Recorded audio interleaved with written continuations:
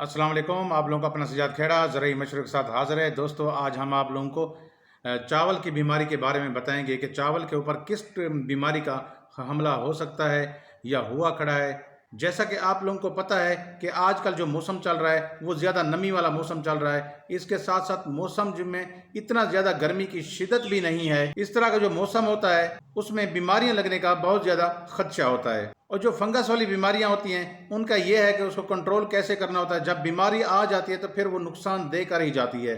इसलिए कोशिश ये करनी होती है कि जो बीमारियां होती हैं फंगस वाली, तो उसको पहले आपने एहतियातन उसका कंट्रोल करना होता है। कैसे कंट्रोल करना होता है? यानी पहले स्प्रे करना होता है। हमें ये पता चल जाना चाहिए कि इस स्टेज पे ये बीमारी का खदशा है, लिहाजा हमें पहले एहतियातन स्प्रे कर दें ताकि उसके ऊपर एक तह बन जाए और फंगस वाली बीमारियां उसके ऊपर हमला ना कर सकें। आज जो हम आपको बीमारी के बारे में बताने जा रहे हैं कि धान के ऊपर किस बीमारी का हमला हो सकता है, बहुत ज़्यादा खतरनाक है, बहुत ज़्यादा लॉस करती है ये।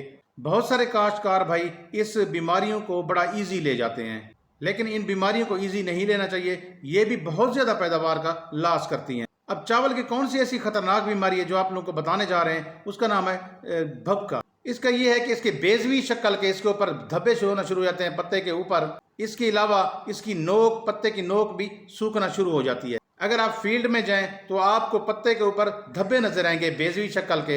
ये धब्बे भूरे रंग के होते हैं, यानी धान का भभका या ब्लास्ट भी कहते हैं। बेसिकली ये फंगस की बीमारी है। आजकल जैसे मौसम चल रहे हैं इसमें इतना ज्यादा शिद्दत नहीं है गर्मी की। इस तरह के मौसम में धान का भभके का अटैक ज्यादा हो जाता है। दूसरी वजूहात क्या है?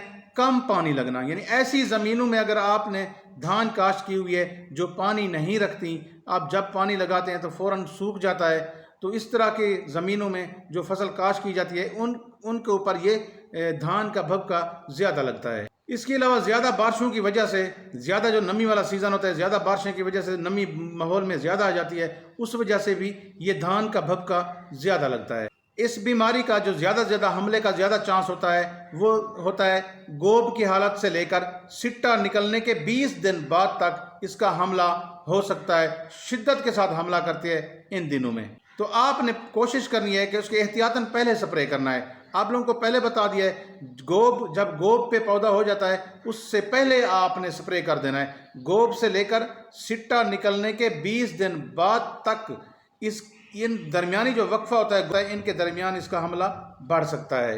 कोशिश करें कि इस दौरान, यानी गोब से लेकर सिट्टा निकलने के 20 दिन बाद तक ये जो दरमियानी वक्फा होता है इसमें आपने कोशिश करनी है कि ज़मीन के अंदर पानी मौजूद रहे या ज़मीन जो रहे वो गारे की शक्ल में मौजूद रहे, यानी नमी उसमें तरवतर मौजूद रहे।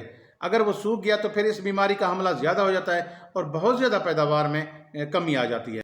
आइए अब आप लोगों को इसका कंट्रोल बताते हैं। अगर कोई बीमारी हो तो उसके 2-3 किस्म के कंट्रोल होते हैं। आपने एक तो 3 ग्राम फी लीटर के हिसाब से कॉपर ऑक्सीक्लोराइड का स्प्रे कर सकते हैं, यानी 3 ग्राम फी लीटर पानी से मुराद ये है कि अगर आपने 20 लीटर वाली टैंकी इस्तेमाल कर रहे हैं तो उसके अंदर 60 ग्राम ये कॉपर ऑक्सीक्लोराइड का महलूल बना के उसमें डाल दें। इसके अलावा एग्जॉक्सिस्ट्रोबिन और ट्यूबरकुलोनाजोल 125 ml फी एकड़ के हिसाब से आप स्प्रे कर सकते हैं। कोशिश करें कि आपने 10 से 12 दिन के वक्फे में 2 स्प्रे मुतवातिर लाजमी करने हैं ताकि इसका कंट्रोल अच्छा मिल सके।